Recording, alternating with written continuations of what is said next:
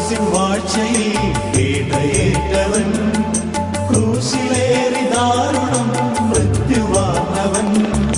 3 നാളിനുള്ളിൽ സത്യ ദൈവസൂനുവേ, മണ്ണിലുദ്ധിതൻ മഹത്വപൂർണ്ണ ശോഭയിൽ.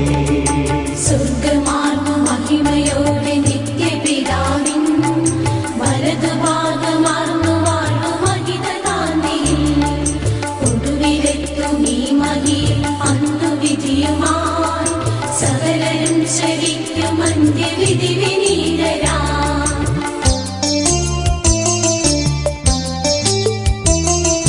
താതനിൽ നിന്നെന്ന പോലെ സുതനിൽ നിന്നുമേ പ്രഭവമാകുവാനിടുന്ന സത്യദൈവമാ, ജീവനെ കിടുന്ന മഹിത പാവന